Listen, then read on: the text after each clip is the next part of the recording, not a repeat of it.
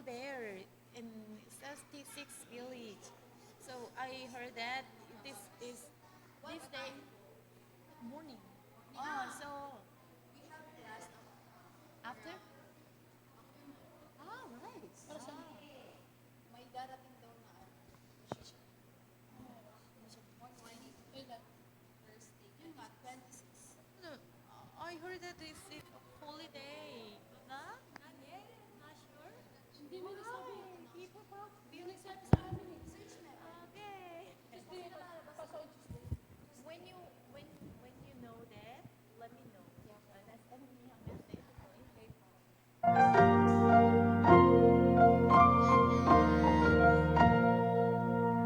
Branches start that steals my breath. Eh, pa naman. Ano ba yung turning up?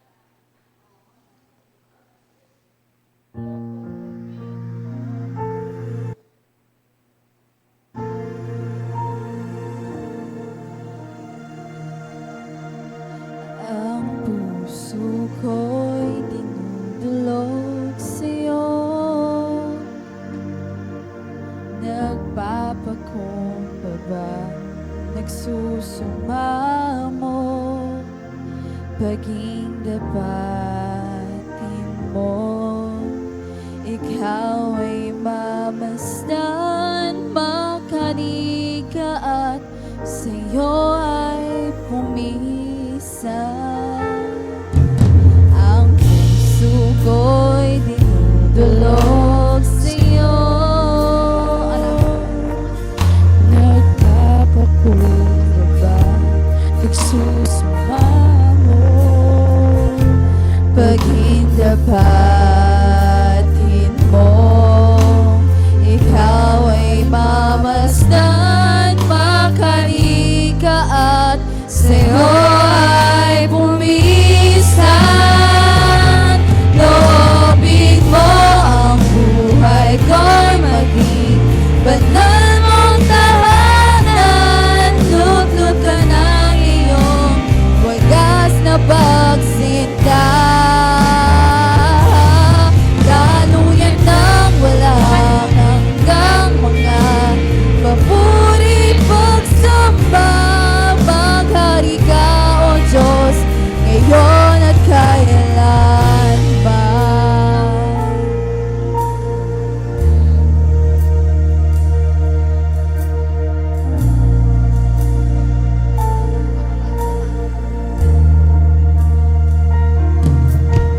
Ang puso ko'y binulog sa'yo, nagpapakumbaba, nagsusumamo, paging dapatin mo. Ikaw ay mamasdan, makaniga at sa'yo ay pumisan. Loobin mo ang buhay ko'y maging banal mong tahanan. Luklok ka ng iyong wagas na pagsinta.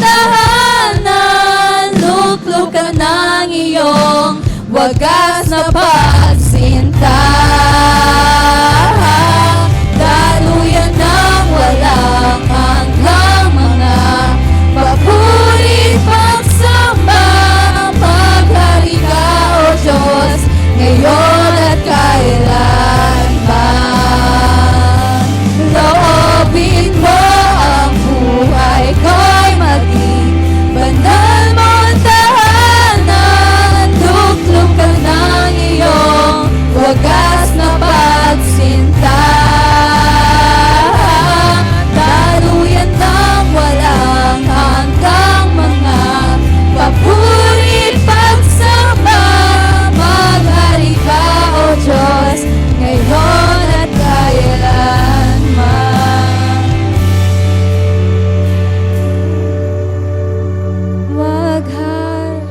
Maghari ka, O Diyos, ngayon at kailanman.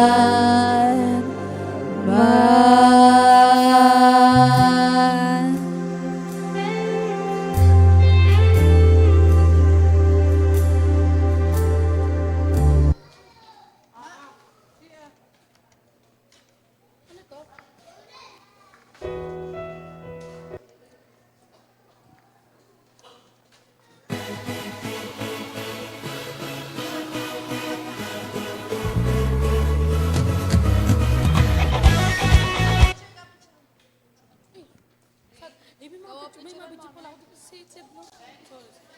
Delete ko na lang.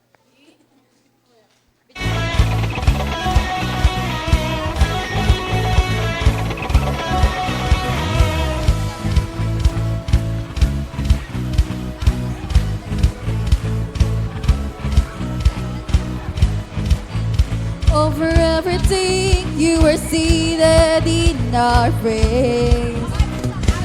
This is prophetic, I can feel it in the air. Feel it for praise and you change the atmosphere. With hearts open now, everybody sing it out. Oh, turn it up, the sound of praise. Make it louder than any other. Lift him up and shout his name over all.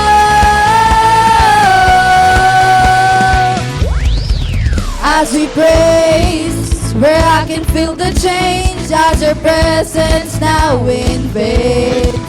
In the sound of the broken chains, prison doors are giving way.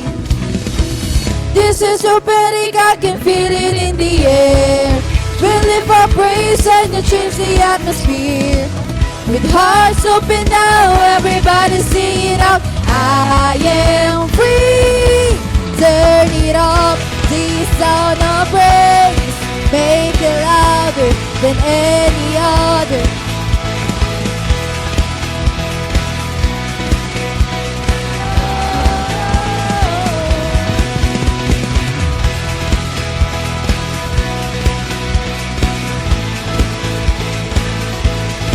Lift him up and shout his name over all.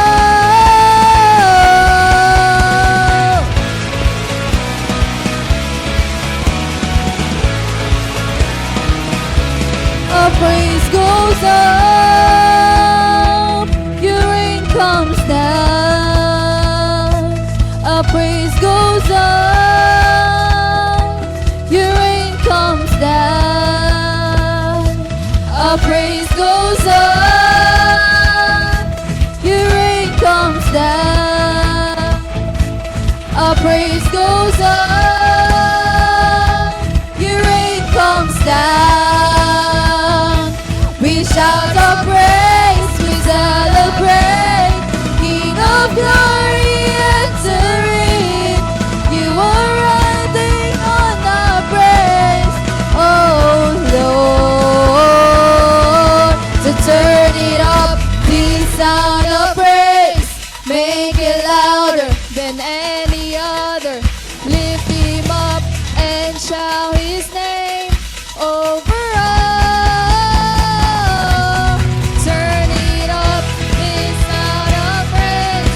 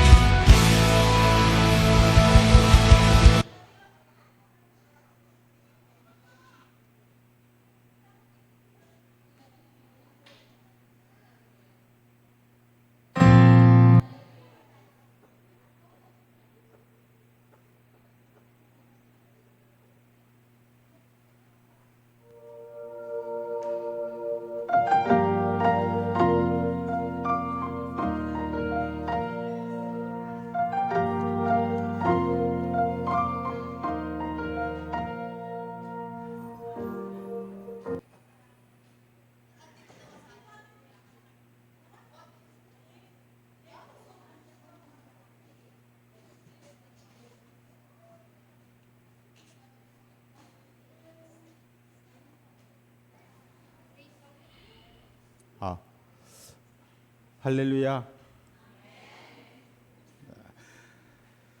자, kamusta natin katabi mo? Mahal kita sa pangalan ng Panginoon.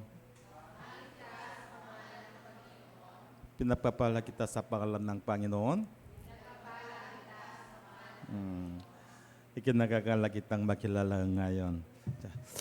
Pinagpapala ko kayong lahat sa tumalo sa pagsamba sa pangalan ng Panginoon. Magsisimula na po tayo na patuloy po tayong magsubit sa Panginoon. Tayong lahat ay tumayo sabay-sabay na magpuri. Praise team. Nice.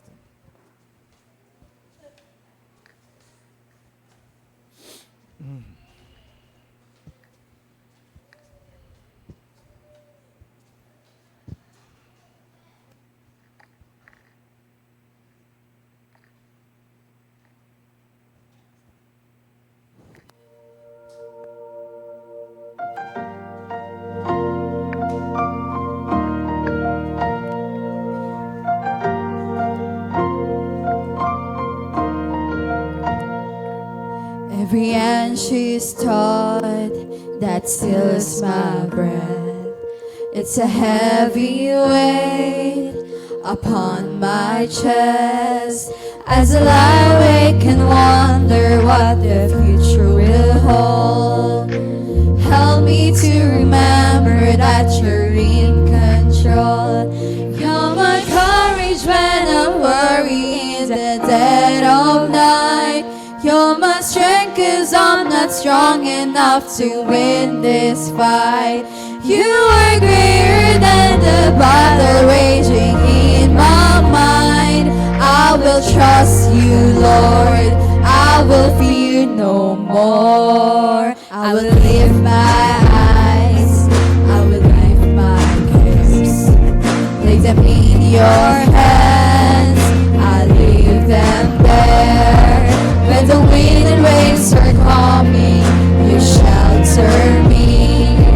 Even though I'm in the storm is not in me. You're my courage when I'm worried in the dead of night. You're my strength 'cause I'm not strong enough to win this fight. You are greater than the battle raging in my mind. I will trust you, Lord. I will fear no more. Oh, I will fear no more. Oh, I will fear no more.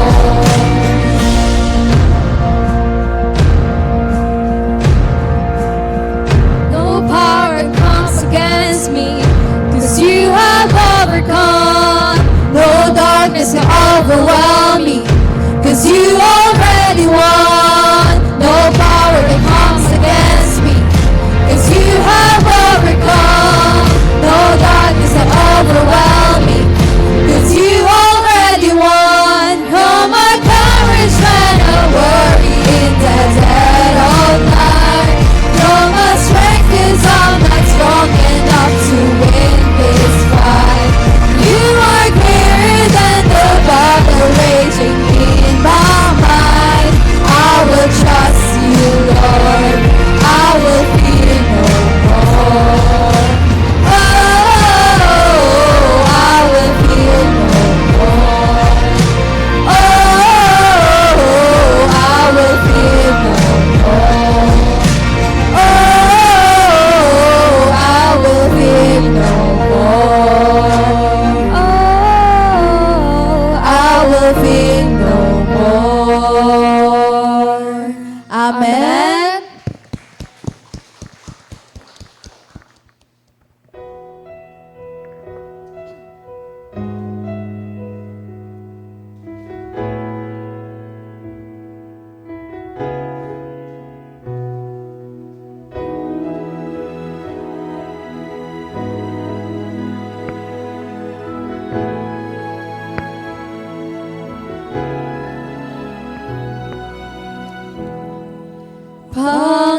Panginoon, ang nais ko, kagandahan mo ay pagmasdan, ang pag-ibig pag-ibig mo sa aking tugon,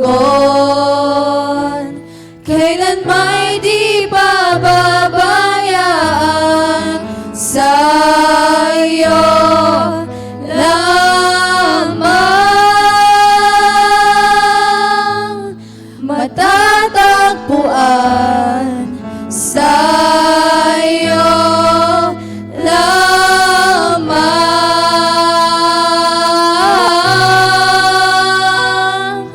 mananatili sa iyong lilim at sasambahin ka sa dakong lihim, mananatili sa iyong lilim nang masumpungan ka sa dakong lilim.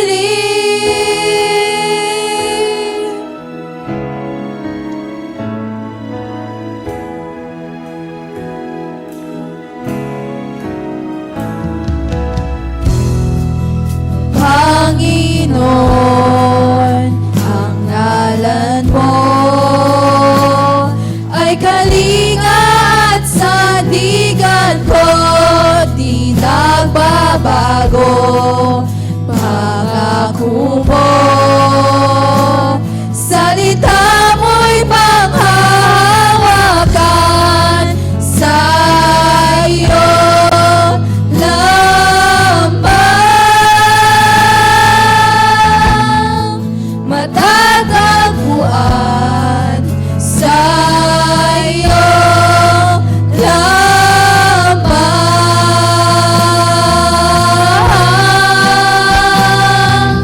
mananatili sa iyong lilim at sasambahin ka sa dakong lihim, mananatili sa iyong lilim nang masumpungan ka sa dakong lilim, mananatili sa iyong lilim at sasambahin ka sa dakong lihim, mananatili sa iyong lilim nang masumpungan ka sa dakong lilim.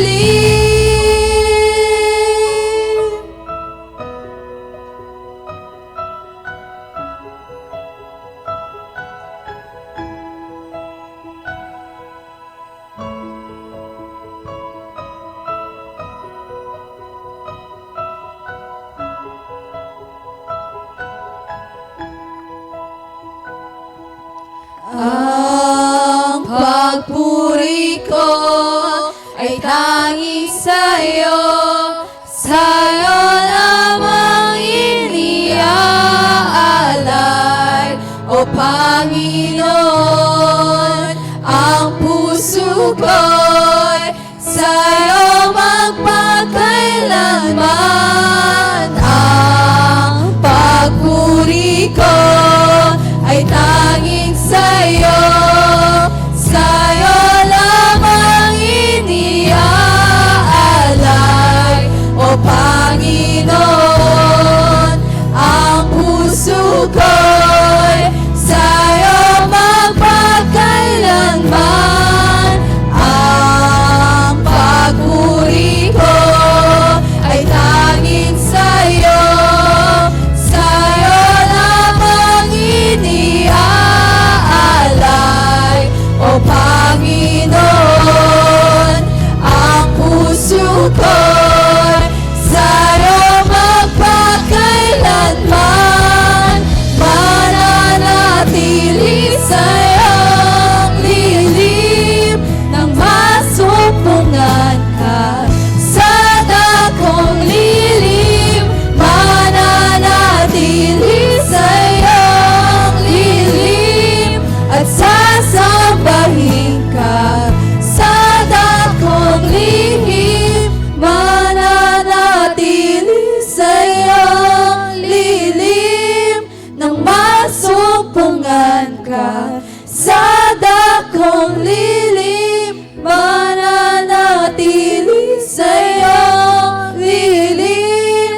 sasambahin ka sa dakong lihim.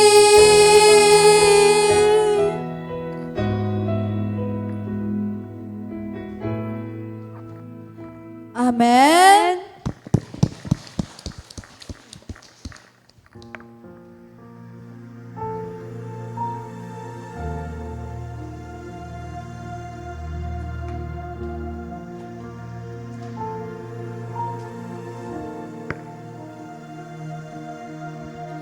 Ang puso ko'y dinudulog sa'yo, nagpapakumbaba, nagsusumamo, paging dapatin mo. Ikaw ay mamasdan, makarika at sa'yo ay pumisan. Ang puso ko'y dinudulog sa'yo, nagpapakumbaba, nagsusumamo, paging dapatin mo. Ikaw ay mamasdan, makarika at sa'yo ay pumisan. Loobin mo ang buhay ko'y maging banal mong tahanan. Luklukan ang iyong wagas na pagsinta. Daluyan ng walang hanggang mga papurit pagsamba. Maghari ka, O Diyos, ngayon at kailanman.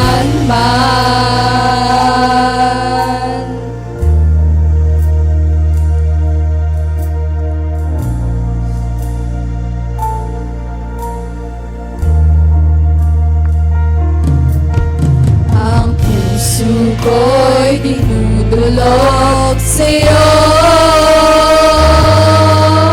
nagpapakumbaba, nagsusumamo, paging dapatin mo. Ikaw ay mamasdan, makarika at sa'yo ay pumisan. Loobin mo ang buhay ko'y maging banal mong tahanan. Luklukan ang iyong wagas na pagsinta. Daluyan ng walang hanggang mga papurit pagsamba. Maghari ka, O Diyos, ngayon at kailanman.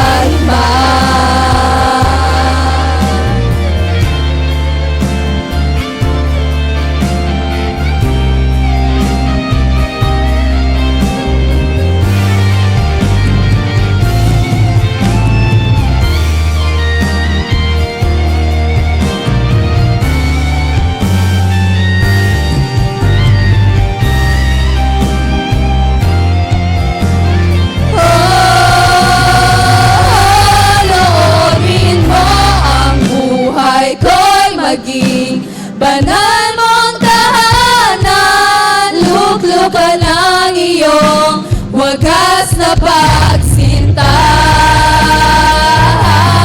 Daluyan ng walang hanggang mga papurit pagsamba. Maghari ka, O Diyos, ngayon at kailanman. Loobin mo ang buhay ko'y maging banal mong tahanan. Luklukan ang iyong wagas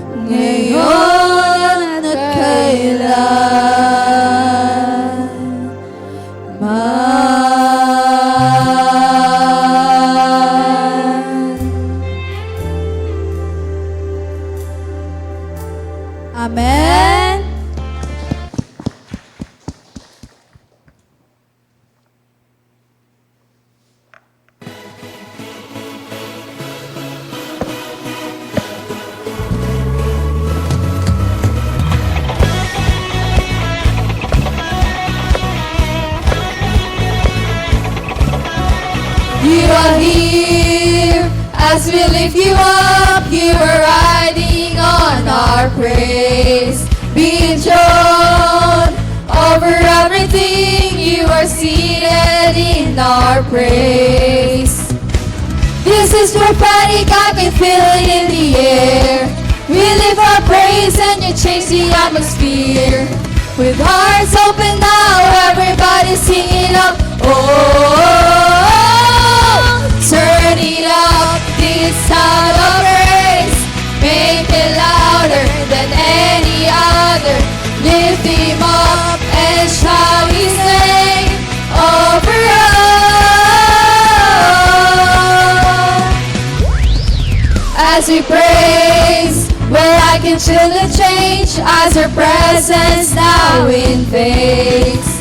Hear the sound of the broken chains, prison doors are giving way. This is prophetic, I can feel it in the air.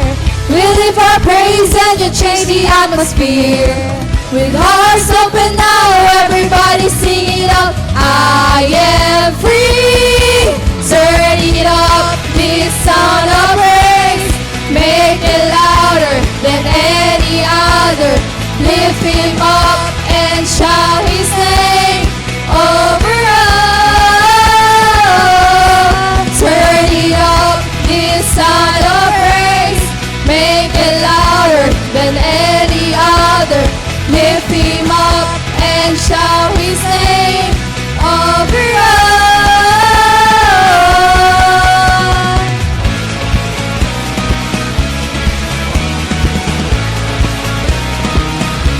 Our praise goes up, your rain comes down. Our praise goes up, your rain comes down. Our praise goes up, your rain comes down. Our praise goes up, your rain comes down. We shout our praise, we celebrate. King of glory, enter in. You are riding on our praise, oh Lord. So turn it up, this sound of praise. Make it louder than any other. Lift him up and shout his name over us. Turn it up, this sound of praise. Make it louder than any other. Lift him up and shout his name over us. Amen.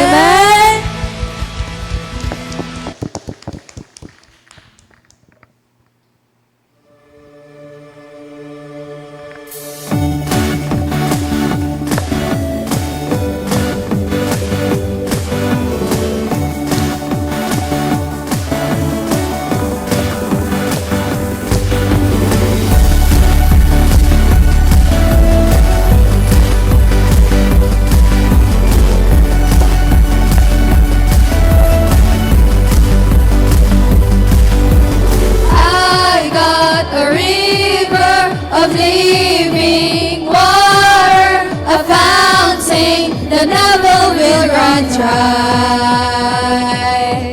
It's an open heaven you're releasing, and we will never be denied. 'Cause we're stirring up deep, deep wells. We're stirring up deep, deep waters. We're gonna dance in the river. Dance in the river. 'Cause we're stirring up deep, deep wells.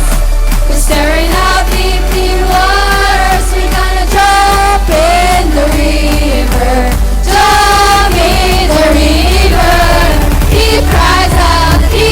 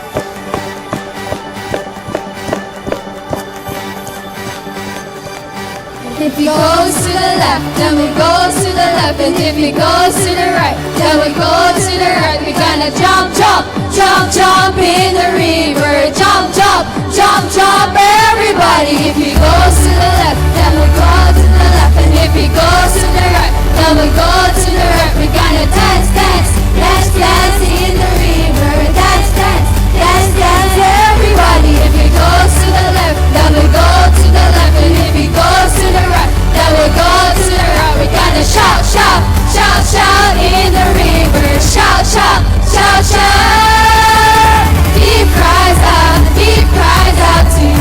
Deep cries out to you. We cry out to you, Jesus. Deep cries out to you. Deep cries out to you. We cry out to you, Jesus.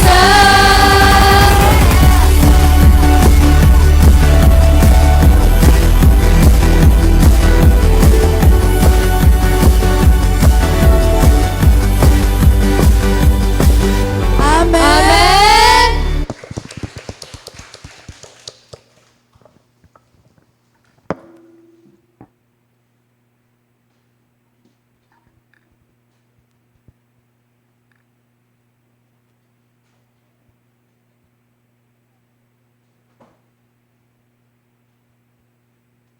Sumasampalataya ako sa Diyos, ang pangyarihan sa lahat, na may gawa ng langit at lupa. Sumasampalataya naman ako kay Jesucristo, iisang anak ng Diyos, Panginoon nating lahat.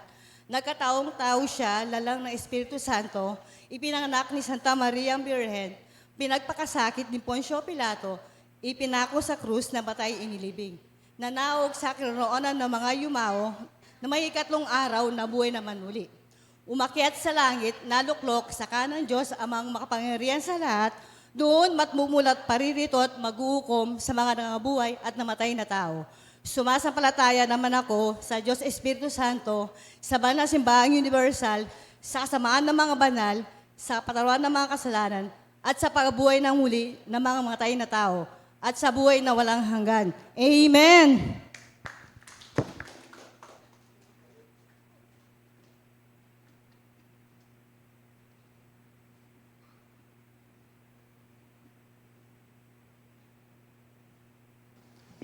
Let's bow our head and feel the presence of the Lord. Lord Jesus Christ, salamat po sa panibagong araw na kami iyong pinagtipon sa inyong tahanan upang ikaw ay purihin. Salamat sa araw na kami inyong patuloy na binibigyan ng mga biyaya, maliit man ito o maliit. Patawad po sa aming mga kasalanan. Pinagdarasal po namin na ngayong taon ay magkaroon na kami ng aming sariling church at bigyan niyo pa po kami ng maraming biyaya upang marami pa pong magpuri sa amin. In Jesus' name we pray, Amen.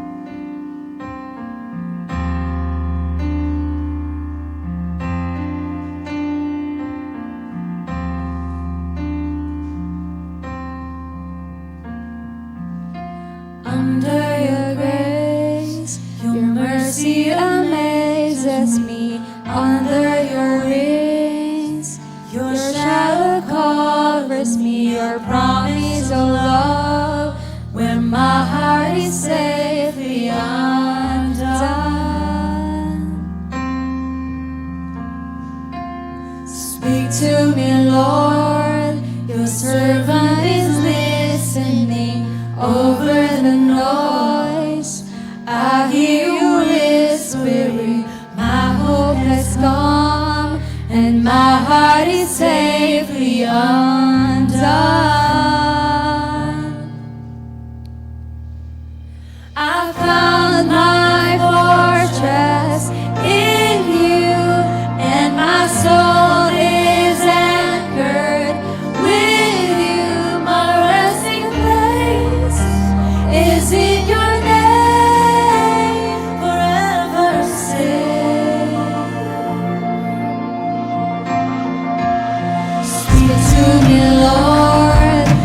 servant is listening over the noise. I hear you whispering, my hope has come, and my heart is safely undone. Oh, I found my fortress in you, and my soul is anchored with you.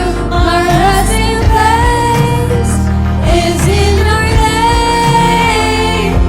I found my fortress in you, and my soul is anchored with you. My resting place is in your name, forever saved,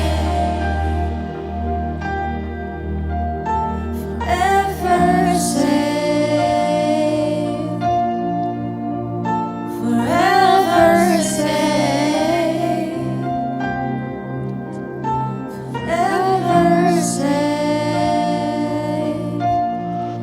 You are never far away, always reaching out to save my weakness, covered by your strength, as I am found forever safe. You are never far away, always reaching out to save my weakness, covered by your strength, and I am found forever safe. I found my fortress in you, and my soul is anchored with you. My resting place is in your name, forever safe. I found my fortress in you, and my soul is anchored with you. My resting place is in your name. I found my fortress in you, and my soul is anchored with you. My resting place is in your name, forever safe.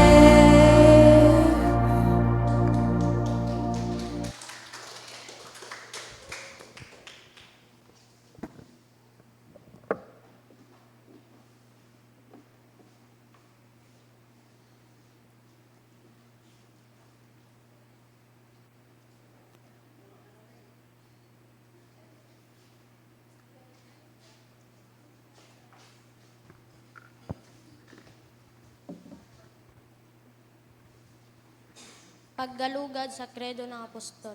Matthew chapter 1 verse 18 to 25. Ito ang naganap ng ipanganak si Jesu Kristo. Si Maria ng kanyang ina at si Jose ay nakatakda ng magpakasal. Ngunit bago sila makasal, nagdadalang tao na si Maria sa pamamagitan ng kapangyarihan ng Espiritu Santo. Subalit dahil sa isang matuwid na tao si Jose ng kanyang pangangasawa at ayaw nitong malagay sa kahihiyan ng Maria, binalik niyang hiwalayin si Maria ng palihim. Ngunit habang pinag-iisipan ito ni Jose, nagpakita sa kanya sa panaginip ang isang anghel ng Panginoon.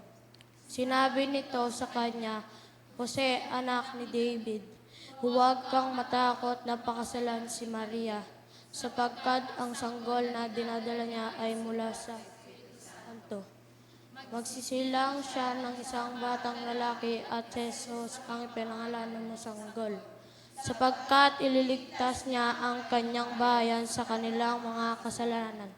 Nangyari nga ang lahat ng ito upang matupad ang sinabi ng Panginoon sa pamamagitan ng propeta. Maglihi ang isang berhe at magsisilang ng isang sanggol na lalaki. At tatawagin nito Emmanuel. Ang kaulagan nito ay kasama natin ang Diyos. Nang magising si Jose, sinunod niya ang utos ng anghel na Panginoon at pinakasalan niya si Maria. Ngunit hindi niya pinilitan si Maria hanggang magsilang ito ng isang anak na lalaki. At Jesus ang pinangalanan ni Jose sa sanggol. Amen.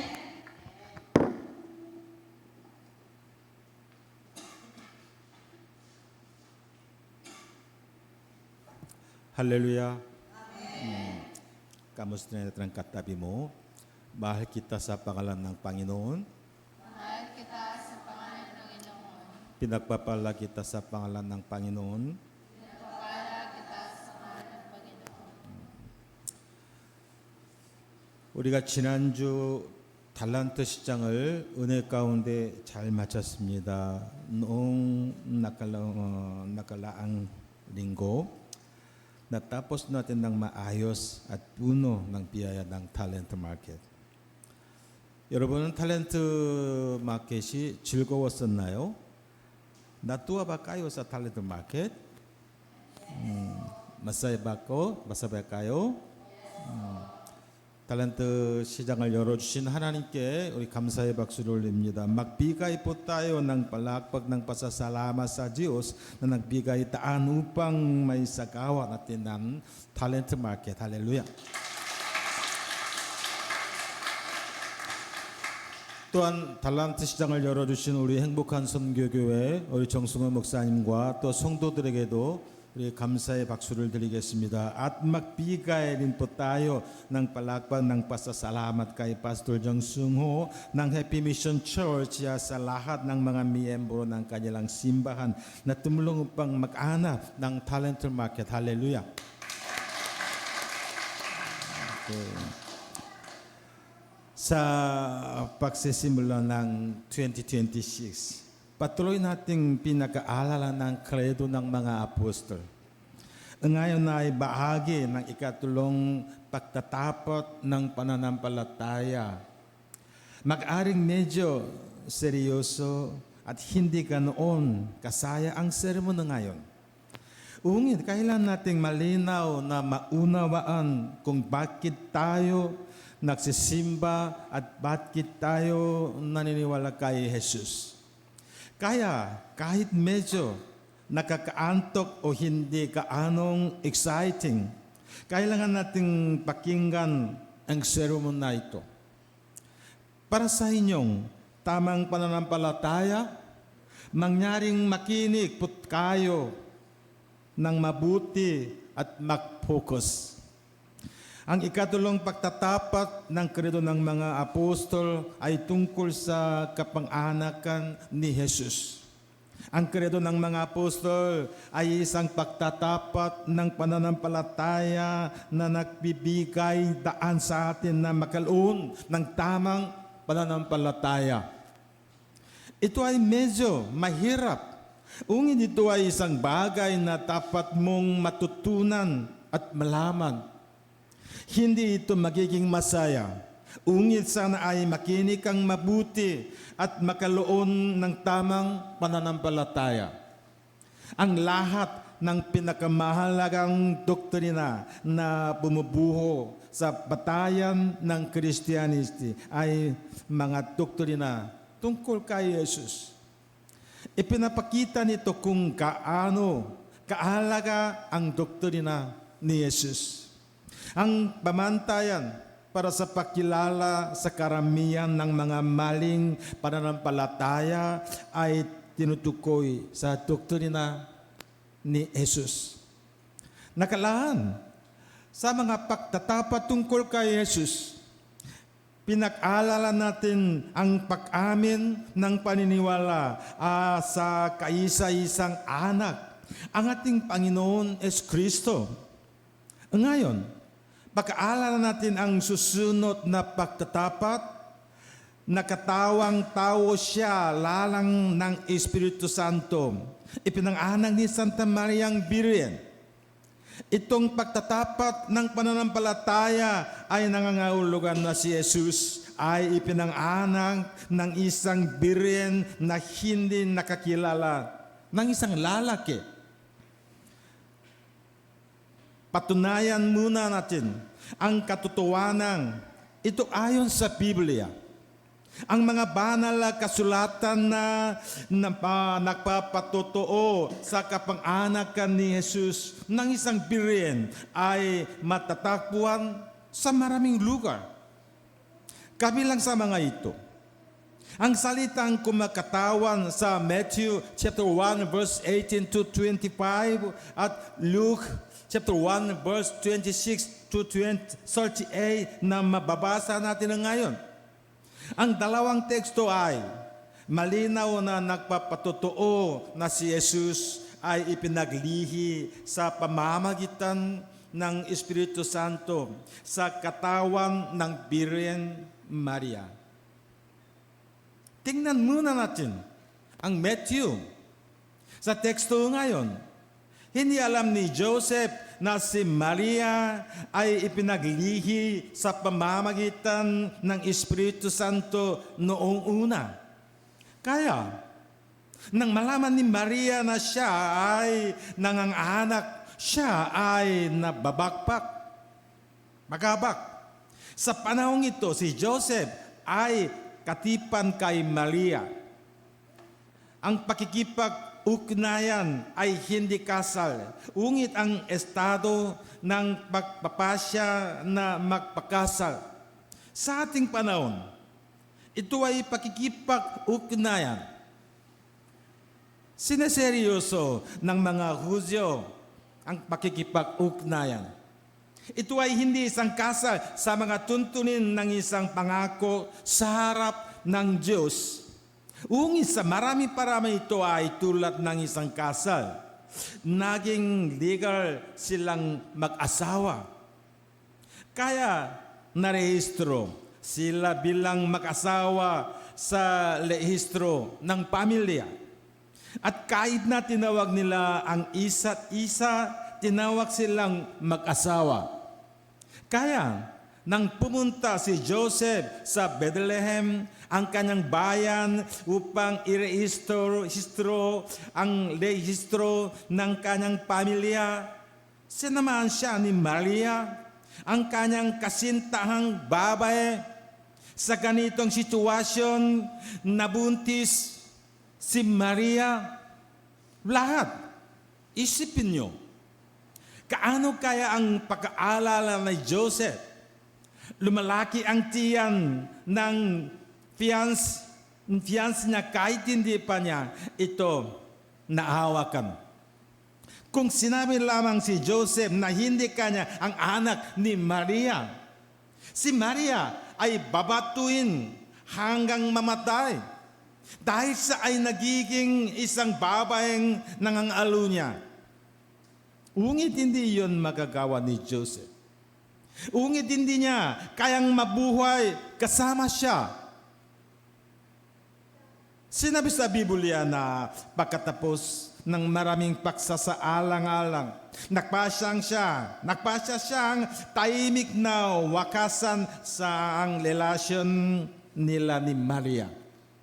Ang tahimik na diborsyo ay nangangahulugan ng pakihiwalay ng tahimik.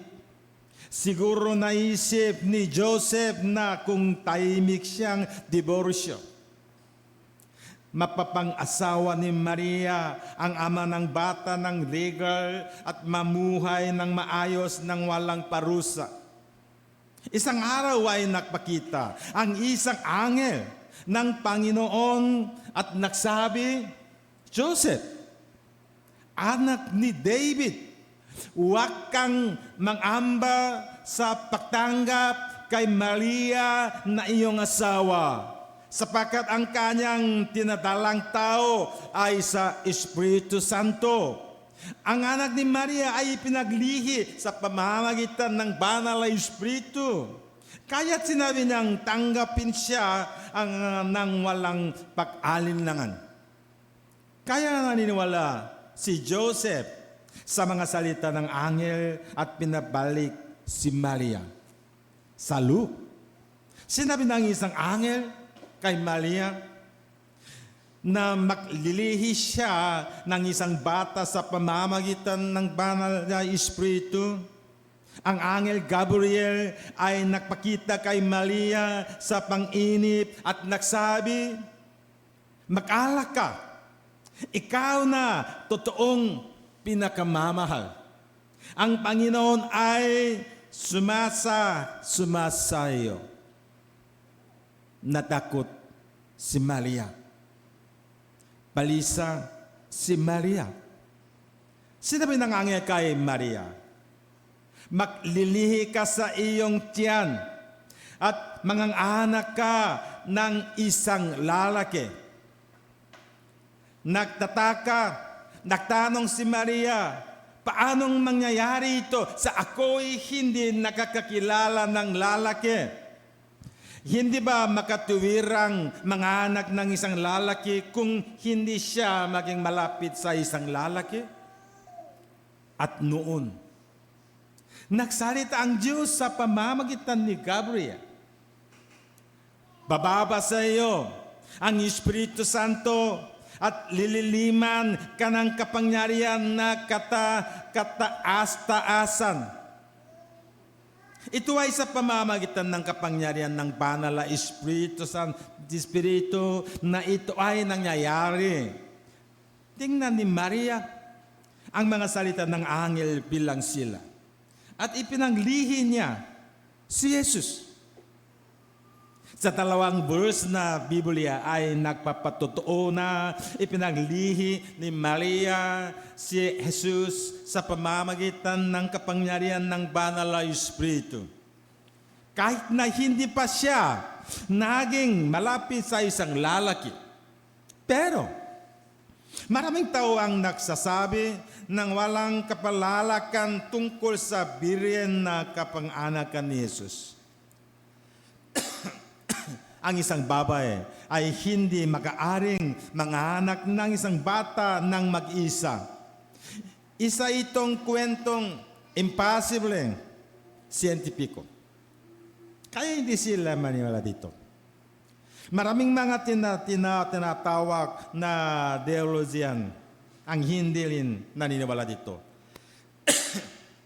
Sinasabi nila na ang Biblia ay hindi kapani-paniwala dahil ito ay impossible sa siyensya. Matagal ang nakalipas noong ako'y nagtatayo pa ng simbahan at naglilingkod bilang pastor sa Korea. Isang araw, may isang Ginoo ang tumalaw sa aming simbahan. Ipinakilala niya ang sarili bilang isang professor sa seminaryo.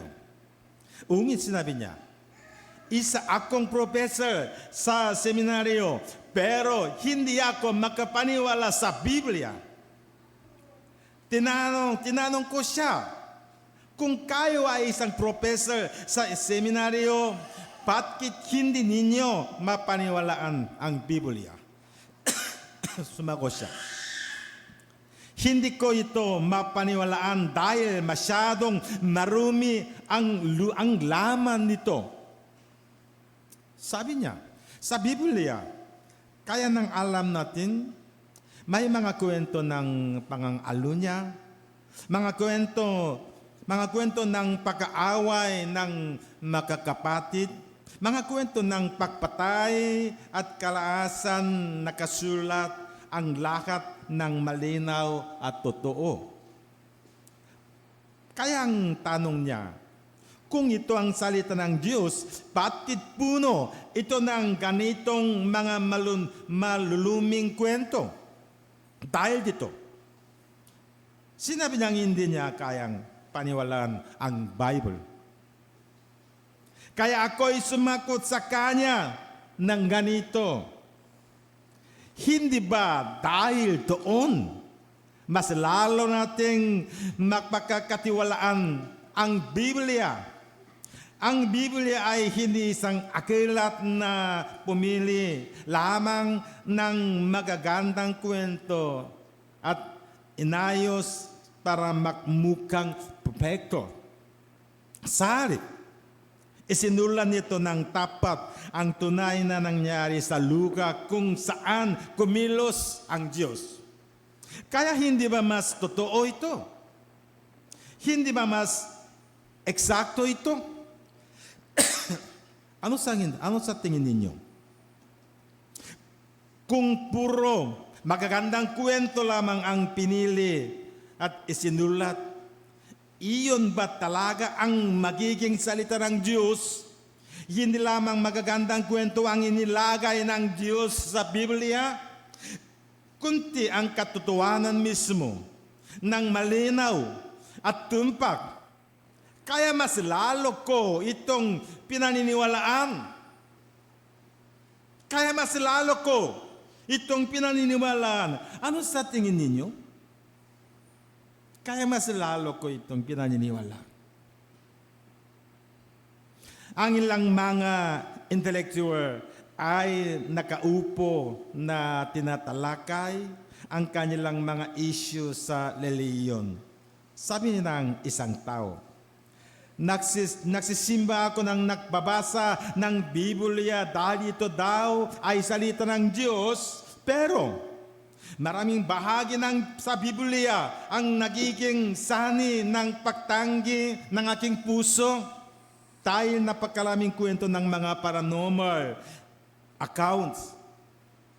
Sa kanyang talino, ang mga kwentong gaya ng pagkaati ng dagat na pula, ang pagpapakain sa 5,000 katao, ang pagtahimik sa dagat, at ang muling pagkabuhay ng mga patay ay sumasagi sa kanyang isip.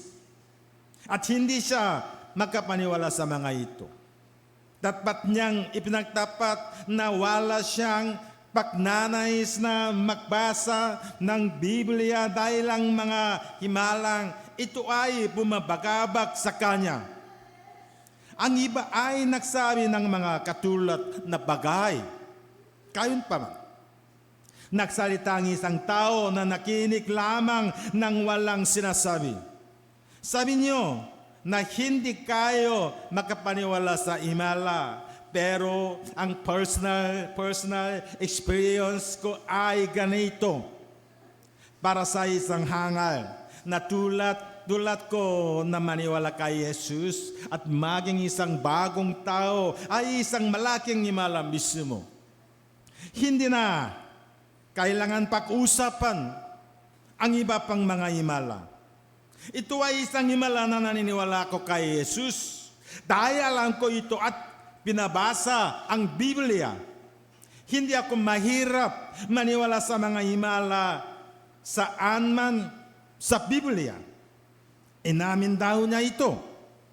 Tama yan. Isang himala na naniniwala ako kay Jesus at naging anak ng Diyos. Pag-isipan nyo, kaanong kayang kalaki ang himala na naniniwala ko kay Jesus? Kaanong kayang kalaki ang himala na naniniwala ko kay Jesus? Pagkatapos mong tanggapin ito, walang milagrong hindi mo mapaniwalaan. Ang Biblia ay tungkol sa mga himala mula Genesis hanggang Revelation. Puno ito ng mga himala. Kung hindi ka naniniwala sa mga himala, walang mapaniwalaan ang Biblia. Hindi ba't kanoon din ang panganganak ng birin? Kung itatanggi mo ang kapanganakan ng birin, ang lahat ng mga tala sa Matthew at Luke ay nagiging kasinungalingan. Kung itatanggi mo ang mga himala sa ganitong palaan, talagang wala nang matitira sa Biblia. Butkot ito, Ang pagtanggi na si Jesus ay ipinanganak bilang isang birhen ay sumisira sa lahat ng doktrinang Kristyanismo. Ito ay hindi isang simpleng kwento. Si Jesus ay hindi pinanganak ng isang birhen, kung gayon ang Kristyanismo ay hindi may tatak. Dahil si Jesus ay kailangan ipinanganak ng isang birhen. Pag-isipan natin ang dahilan na ngayon bago pag-isipan ito. Isipin muna natin kung bakit kinailangang ipinanganak si Jesus ng isang babae. Bakit ang abala? Bakit nang abala si Jesus na ipinanganak sa katawan ng isang babae? At lumaki mula sa isang bata hanggang sa isang matanda? Bakit kailangan niyang ipinanganak bilang isang bata sa katawan ng isang babae? Hindi ba pwede bumaba na lang siya mula sa langit bilang isang tao upang gawin ang kanyang gawain? Anong dahilan? Sa madaling salita, ito ay para kay Jesus na maging isang tunay na tao. Kailangan maging tao si Jesus upang maging ating takapagligtas. Kaya kinailangan niyang mamatay sa krus para liligtas tayo sa kasalanan. Ungit, hindi makaaring mamatay ang Diyos upang mamatay. Dapat siyang maging isang tao. Hindi lamang iyon. Ungit, tunay na bilang ating takapagligtas, alam niya ang lahat ng ating pakihirap. At kailangan maging tao upang makasama natin. Ang tanong ay kung anong gagawin upang maging isang perfectong tao. Ang isang tao ay isang perfectong tao kapag siya ay pinanganak bilang isang tao at lumaki sa isang taong may sapat na gulang. Hindi ba? Pag-isipan nyo. Sabihin natin na si Jesus ay hindi ipinanganak ng isang babae. Ungit bumaba lamang mula sa langit at ipinako sa krus. Maniwala ka pa si Jesus bilang isang tao? Kahit na si Jesus ay ipinanganak bilang tao at nabuhay bilang tao ng 33 taon. Pagkatapos umakyat si Jesus sa langit, lumitaw ang mga maling pananampalataya na magsasabing si Jesus ay hindi tao. Matapos makita ang pagkabuhay muli at pag-akyat sa langit, nahihirapan ang maraming tao na namaniwala na si Jesus ay tao. Hindi mo ba naiintindihan? Hindi madaling maniwala sa Kanya bilang isang tao dahil nakita nila siyang umakyat sa langit. Ungit ano kaya ang nangyari kung si Jesus ay bumaba mula sa langit? Hindi makapaniwalaan na tao talaga siya. Kailangan ipinanganak si Jesus ng isang babae upang malinaw na maniwala tayo na siya ay isang tao. Kaya si Jesus ay ipinanganak ng isang babae at tinuli sa ikawalang araw. Simula noon, lumaki siya sa kalunungan, katawan at taas. Lumaki siya tulad ng mga normal na bata. Noong bata siya, kinugol siya ang kanyang pagkabata habang umiinom ng gatas. At iyon ang ginugol niya sa kanyang pagkabata at kabataan. Dahil siya ay isang tao. Kaya naman, si Jesus ay kailangan ipinanganak ng isang babae upang maging isang tao. Pagkatapos, ang susunod na pinakamahalaga bagay ay kung bakit kailangan siya ay ipinaglihi sa pamamagitan ng banal na Espiritu sa katawan ng isang birhen. Bakit hindi na lang ipinanganak sa isang normal na relasyong lalaki, babae? Mayroong dalawang mahalagang dahilan para dito. Una, dahil siya ay Diyos. Si Jesus ay silang tao. Ipinanganak ng isang tao. Gayunpaman siya ay Diyos. Si Jesus ay Diyos kahit bilang isang sanggol na nakahiga sa isang kwadra sa Bethlehem. Kaya, kinakailangan upang ipakita niya si Jesus ay ipinanganak mula sa tao bilang isang tao. Ungi sa parehong oras bilang Diyos. Kung ipinanganak siya sa isang normal na relasyon ng lalaki, babae, na saan ang marka ng pagiging Diyos. Kaya sa Isaiah chapter 7 verse 14 nakalagay, kaya't ang Panginoon ay magbibigay sa inyo ng tanda na lito. Isang dalaga ay maglilihi at mga anak ng isang lalaki at tatawagin ang kanyang pangalan na Emmanuel. Ang pagsilang ng isang birhen ay tanda, ipinanganak ng isang birhen. Si Jesus, ang ating tagapagligtas.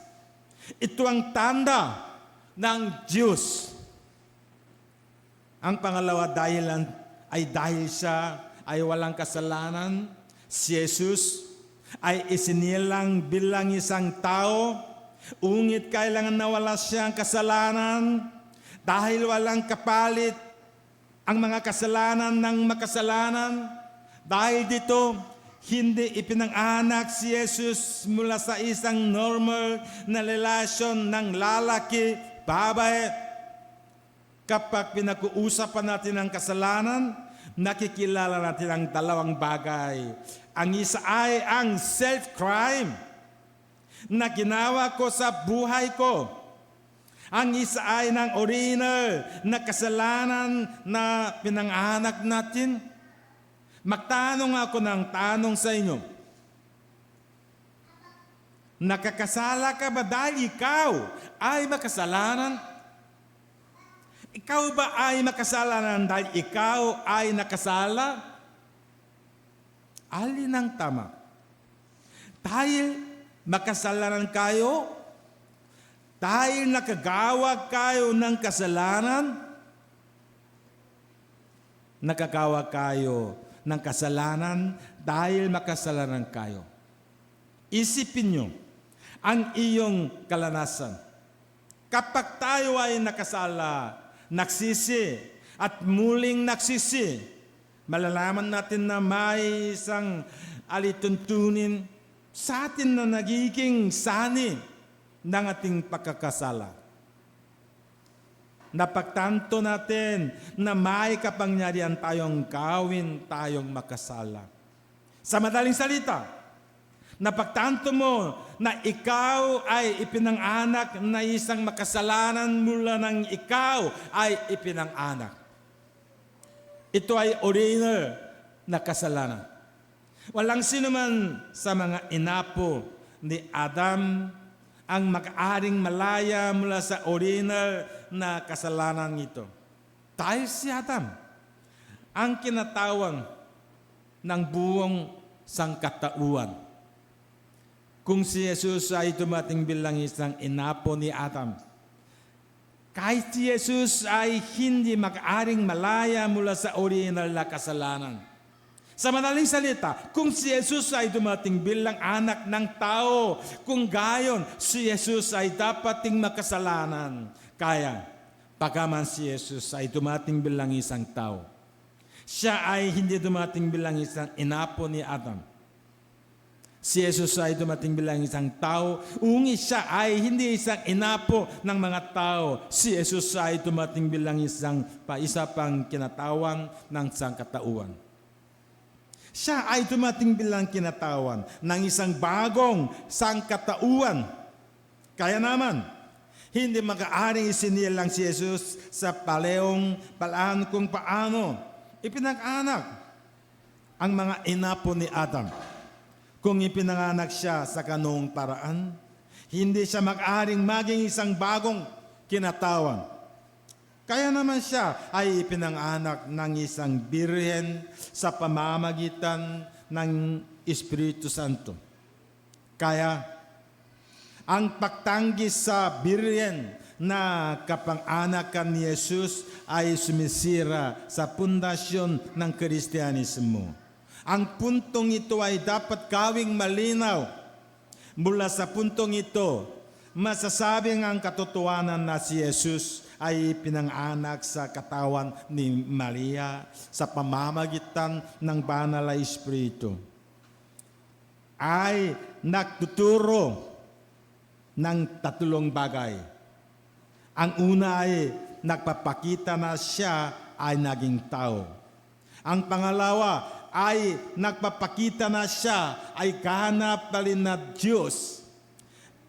At ang uli ay nagpapakita na siya ay walang kasalanan.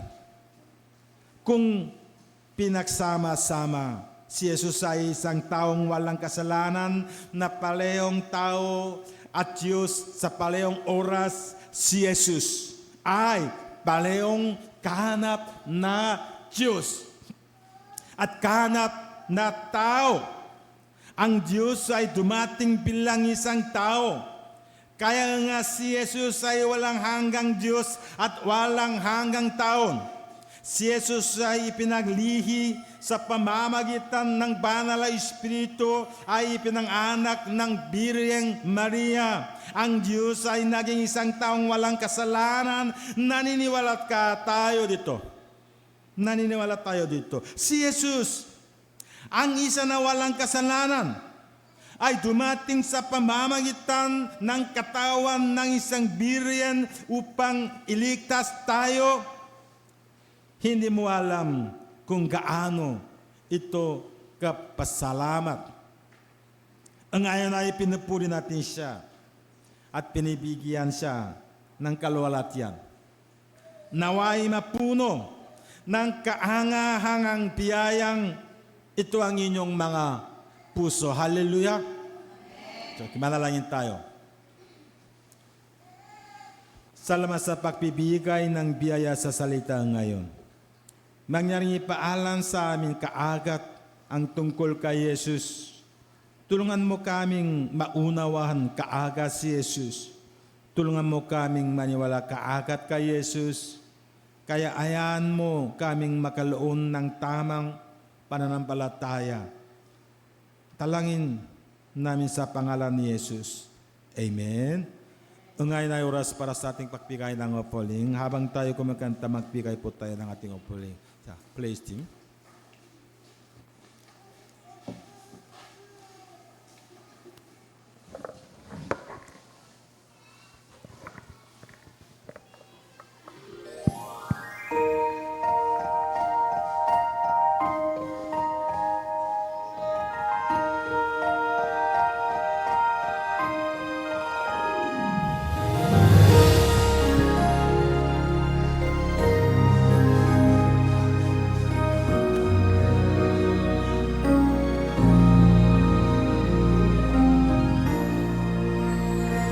Give thanks with a grateful heart. Give thanks to the Holy One. Give thanks because He's given Jesus Christ, His Son. Give thanks with a grateful heart. Give thanks to the Holy One. Give thanks because He's given Jesus Christ, His Son. And now let the weak say, I am strong. Let the poor say, I am rich because of what the